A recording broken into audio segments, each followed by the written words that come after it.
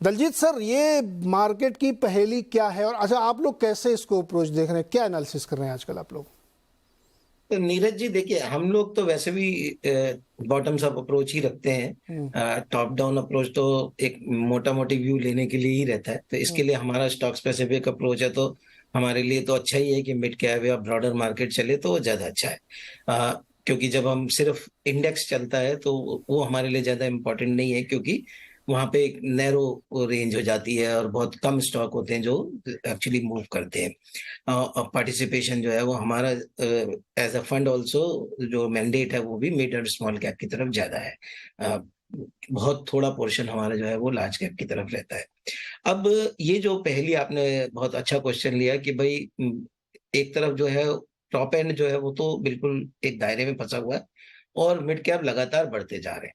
तो उसका कारण क्या है और उसमें हमें अब आगे क्या करना चाहिए? तो हमारा ये मानना है कि ये जो टॉप एंड जो रुक गया है, वो सिर्फ इसलिए रुक गया है शायद कि भई पिछले 4 महीने में आप देखिए तो बहुत तेज़ी से मूवमेंट हुआ। जो मार्च में हमने लो बनाया और फिर उसके बाद लगातार अप्रैल से 4 महीने से लगातार मार्केट बढ़ता जा रहा है। तो ऑब्वियस है कि कोई भी फर्स्ट रैली आती है तो टॉप एंड बढ़ता है, तो बड़ी-बड़ी कंपनियाँ बढ़ती हैं और उसमें नॉर्मली एफआईज़ वगैरह पार्टिसिपेट करते हैं। उसके बाद समय आता है जब ब्रॉडर मार्केट पार्टिसिपेट करना शुरू करती है और वहां पर ज्यादा डीआईज का पार्टिसिपेशन, लोकल मनी का पार्टिसिपेशन होता है। और ये पिछला कई साल का इतिहास हमको बताता है कि जो लोकल पार्टिसिपेशन होता है वो ज्यादातर छोटी और मझोली कंपनियों में होता है, क्योंकि वो लोग उस कंपनी को अच्छी तरह रिलेट कर पाते हैं। अब आप सोचिए कि अगर आप एक फंड मैनेजर यूएस में बैठे हैं और आपको कोई एक छोटी सी कंपनी का नाम इंडिया की दिया जाए, जिसकी मार्केट कैप 2000 3000 करोड़ 5000 करोड़ है, तो शायद आपको उसके बारे में कुछ पता भी नहीं होगा। आजकल वेबसाइट के थ्रू सब कुछ जान सकते हैं, बट आप रिलेट नहीं कर पाएँगे। लेकिन वही अगर स्टॉक को हम यहाँ के फंड मैनेजर से बात करेंगे, तो उसने वो सब देखा होगा और वो कई बार मिला भी होगा। मोस्ट प्रोबेबली जैसे हम लोग 30 साल से हैं, तो हम तो लगभग हर कंपनी से मिल ही चुके होंगे बहुत सारी। तो आपको एकदम से रिलेट हो जाता है कि ये कंपनी में क्या हो रहा है। इसके लिए वहाँ कम्फर्ट ज़्यादा आता है। और जो मोस्ट इम्पोर्टेंट फैक्टर है कि अगर हम देखें ये क्वार्टर के नंबर्स में और पिछले साल के एफआई 23 के नंबर्स में, तो जो छोटी और मझोली कंपनियां हैं उनकी प्रॉफिटेबिलिटी में काफी बड़ा इजाफा हुआ है। तो वो बेस इफेक्ट की वजह से भी है, क्योंकि वो लोग को कोविड की मार ज्यादा पड़ी थी, परेशानी से ज्यादा गुजरे थे। लॉजिस्टिक कॉस्ट का बहुत बड़ा असर था, वो जो है काफी कम हो गया। इंटरेस्ट कॉस्ट का असर था, वो कम हुआ। तो और ये कोविड में जो एफिशिएंसीज डेवलप हुई उसका बेनिफिट मिला। तो आई थिंक काफ़ी सारे रीज़न हैं। अगर हम आज की डेट में जब हम रोज़ बात करते हैं, डेली मिड कैप इंडेक्स बढ़ रहा है। बट अगर हम वैल्यूएशन देखें, जो पिछली बार जब मिड कैप इंडेक्स बढ़ता था, तो उस समय अगर हम एनएसई 500 की मिड कैप वैल्यूएशन देखेंगे, तो पीई मल्टीपल में हमें लगता है कि अभी भी आपको उससे पिछले पीक जो वैल्यूएशन थे, उससे कम ही मिलेंगे।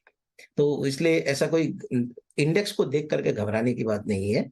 हो सकता है कि वो इट्स ऑल बिकॉज़ कि वहाँ पर कंपनियों में इम्प्रूवमेंट अच्छा हो रहा है। तो अब आगे का क्वेश्चन ये है कि भई क्या ये ऐसा बना रहेगा और क्या हमें करना है? तो हम इंडेक्स के ऊपर कॉल ना लेके अगर अपने स्टॉक स्पेसिफिक सेक्टर्स के ऊपर कॉल लेंगे, उसमें विदिन दैट सेक्टर अगर हम कंपनी चूज़ करेंगे तो मौके मिलेंगे हमेशा। तो दलजीत सर, आपने जो कहा मैं उसको एक लाइन में ये समझ सकता हूँ कि मिड कैप में री रेटिंग वैल्यू पिकिंग है, और बड़े वाले इसलिए नहीं चल रहे क्योंकि एफआईआई बहुत अभी एक्टिव नहीं है। यस, अच्छा, एकदम समरी में आप अगर कह सकते हैं तो इस तरीके से कह सकते तो एक लाइन में इसका मतलब ये हुआ। जसप्रीत जी, बड़े वाले चलने को तैयार नहीं है और छोटे वाले रुकने को तैयार नहीं है। अब इसके बीच में आप लोग कैसे अपने आप को एडजस्ट कर रहे हैं? रिसर्च एंड राइटिंग में पोर्टफोलियोज बनाते हैं, वो मल्टी कैप पोर्टफोलियोज बनते हैं जिसमें कि 40 50 60% उस रेंज में लार्ज कैप का कंपोजिशन रहता है। Balance 40 50% mid and small cap. तो अब इसको quarter to quarter, month to month हम जरूर चेंज करते हैं depending on state of the market, कि कौन सा सेगमेंट कितना प्राइसी लग रहा है, एक्सपेंसिव लग रहा है या वैल्यू दिख रहा है। तो आपका टू आंसर क्वेश्चन, इस समय क्लियरली जो वैल्यू है वो लार्ज कैप में ज्यादा है। तो हमारा मिनिमम 60% आज के दिन में is going towards large cap. और जो with in mid and small cap, उसमें स्मॉल कैप की मात्रा अगेन थोड़ा ज्यादा कम है, बिकॉज स्मॉल कैप एक ऐसा ऐसा स्पेस है जहाँ पे बहुत केयरफुल रहना पड़ता है, मार्जिन ऑफ एरर बहुत बहुत कम है, तो इसलिए और उसमें बहुत लंबे टाइम तक अगर आप पोर्टफोलियो में रखेंगे तो ही रिटर्न्स का ज्यादा अपेक्षा रहती है, उसकी संभावना रहती है। Mid caps on the other hand इसमें काफी प्रोटेक्टेड रहते हैं। उसमें क्या, मिड कैप आज के दिन में ऐसे भी है कि जहाँ पे एफआईज भी आ गए हैं, डीआईज भर के हैं, राइट, और लार्ज पीएमएसएस हैं, तो उधर लिक्विडिटी अच्छी खासी मिल जाती है, प्रमोटर्स की क्वालिटी बहुत अच्छी है, ट्रांसपेरेंसी बहुत अच्छी है, उनके डिस्क्लोजर स्टैंडर्ड्स बहुत अच्छे हैं। तो मिड कैप हमारे हिसाब से एक परफेक्ट बैलेंस दे देता है, जो लार्ज कैप की जो खूबियां हैं उसका और जो स्मॉल कैप की खामी है उसका, उसको अवॉइड करता है। सो वो हमें परफेक्ट एक बैलेंस दे देता है। तो at any point of time हम उसको प्रेफर करते हैं, एंड लार्ज कैप के साथ संतुलन बना के, एंड जो भी बैलेंस है वो स्मॉल कैप के साथ रख के चलते हैं।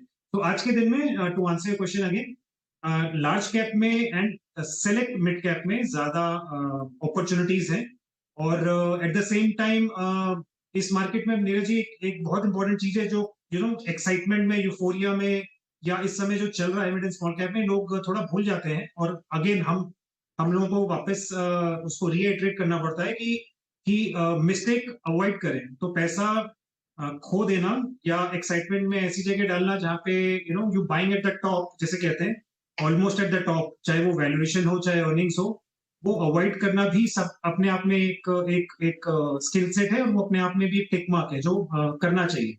जितना पैसा कमाना इंपॉर्टेंट है, उतना पैसे को कैपिटल प्रोटेक्शन करना भी इंपॉर्टेंट है, बिकॉज पैसे कमाने के मौके दोबारा मिलते, बट एक बार उसमें कैपिटल इरोजन हो जाता है तो there is both financial and emotional loss. So putting pieces together, yes, large cap and mid cap में ज्यादा है, स्मॉल कैप में थोड़ा इस समय काफी ओवर एक्साइटमेंट है, तो थोड़ा संभल के चलना चाहिए। जी जसवीर जी, बहुत अच्छी बात आपने कही। हम लोग भी हमेशा कहते हैं कि मिड कैप स्मॉल कैप में संभली, लेकिन आजकल के जो लड़के हैं ना, जो नए नए सब 10 करोड़ जो डीमेट खुले हैं, उसमें से कम 3 करोड़ जो अभी कोविड के दौरान जुड़े हैं, 3-4 करोड़, ये लोग हमको ही उल्टा सिखाने लगते हैं कि आरबीएनएल आपने 25-30 रुपये मना किया था, अभी वो 100 रुपये से ऊपर हो गया। आपने कहा था एचएएल मत लेना, अब वो 4000 का हो गया है। तो मैंने भी एक बार सोचा कि क्या हम लोग बहुत ज़्यादा कन्वेंशनल नॉलेज में फंस के गड़बड़ करते हैं क्या, या इसको थोड़ा सा देखने के मैट्रिक्स बदलने चाहिए हमें। अब चूंकि वैल्यू क्रिएशन आपको मिड कैप में दिख रहा है, वैल्यू क्रिएशन नहीं, सॉरी, ग्रोथ क्रिएशन, क्योंकि पैसा मिड कैप में बन रहा है, और जो वैल्यू स्टॉक है जैसे एचयूएल लेके जो बेचारा 2 साल से बैठा उसको कुछ पैसे नहीं बना। तो ये जो पहेली है इसको भी हमें समझाइए, कैसे इसको टैकल किया जाए।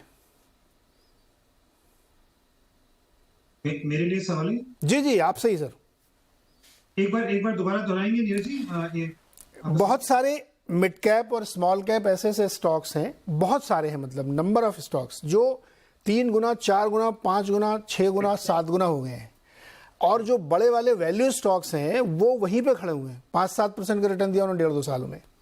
तो जो आजकल जो नए इन्वेस्टर की पूरी खेप आई है करोड़ों की संख्या में, वो ये सवाल बार बार हम लोगों से करती है कि आप हमें ये बताइए कि आपने कहा कि बहुत दिग्गजों के साथ जाइए, वैल्यू स्टॉक लीजिए, बट पैसा तो बन नहीं रहा है। पैसा तो एचएएल में बन रहा है, आप 2-2.5 हज़ार रुपये से लेकर 4,000 तक वो पहुंच गया, 4 टाइम्स हो गया। रेलवे स्टॉक्स पता नहीं कितने गुना हो गए, अभी भी नहीं रुक रहे हैं वो। तो ये जो उनको समझाना बड़ा मुश्किल होता है, कैसे उनको ये समझाया जाए कि इसके बीच में एक संतुलन बने। तो उसका तरीका तो मतलब वही थोड़ा थ्रू आपके मतलब आपके जैसे चैनल पे आके जो मौका मिलता है उसके, that is one way of reaching out. मतलब वो एंड मास इतने करोड़ों लोग तक पहुंच के वो हमारी आवाज जा पा रही है के माध्यम से, वो एक तरीका है। And thank you for helping us do that. उसके अलावा वेबिनार्स हैं, अभी जैसे हम अपना ये खत्म करेंगे, हमारा एक वेबिनार है जिसमें अल्ट्रा एचएनआईज है, जिसपे हम उस पे अगेन हम इसी चीज पे डिस्कशन करेंगे, ईमेल्स के थ्रू, न्यूज़लेटर्स के थ्रू, तो इन पर्सन मीटिंग्स होती हैं, बड़े बड़े कॉन्क्लेव्स हैं, उसमें तो लार्जर आइडिया यही देते हैं कि सर हम लोग ने तो जहाँ पे जितने एक्सपर्ट्स मौजूद हैं पैनल में, हम सब ने तकरीबन कुछ नहीं तो 3-4 क्रैशेस देखे हुए, चाहे वो कोविड का हो, चाहे लेमन क्राइसिस हो, चाहे उससे पहले .com हो। तो वो सारे पीरियड्स देखे हुए, जब रिलायंस पावर के साथ 2008 में स्टार्टिंग में 2 जैन में जिस तरीके का यूफोरिया था, एंड उसके 1 साल कैसा था माहौल, और सिमिलरली 2018 में जनवरी 2018 2016 में भी था, 2018 में काइंड ऑफ पीक आउट हो गया था मिड एंड स्मॉल कैप, और जिसके बाद पोस्ट बजट जैसा वो मेल्टडाउन हुआ था जब कैपिटल गेन्स का टैक्स चेंज आया था। तो कहने का मतलब एक एग्जांपल्स देके ही उनको समझाना पड़ता है कि बहुत ज्यादा एक्सपोजर एक जगह रखकर एक जगह एक पर्टिकुलर सेक्टर्स में रखकर it leads to that imbalance. और ऐसे इस तरीके की ये पहली बार नहीं है जब ये डिफेंस या रेलवेज या इस तरीके का यूफोरिया आ रहा है। ये पहले भी बहुत बार आ चुका है, चाहे वो इंफ्रा में हो चाहे रियल एस्टेट में हो। और रियल एस्टेट में तो मतलब आप अग्री करेंगे, वो मतलब मैंने तो जो यूफोरिया देखा था 2004 से 2008 में, वो तो मतलब अलग ही लेवल का था। और उसके बाद जो जैसा उस पे जिससे कहते हैं कि हवा निकली है उस रियल एस्टेट टायर की, तो वो मतलब फिर अब आज तक मतलब 10 साल हो गए, अभी भी देयर आर स्टॉक्स जो या तो है नहीं इंफ्रास्ट्रक्चर मिला के, या फिर वो गायब हो गए हैं, जिनको पहले कहा जाता है कि ये मिनी एलएनटी है, पुंज लॉयड, अब वो पता नहीं उनका नाम लेवा नहीं बचा कोई। देखिए ना, तो यही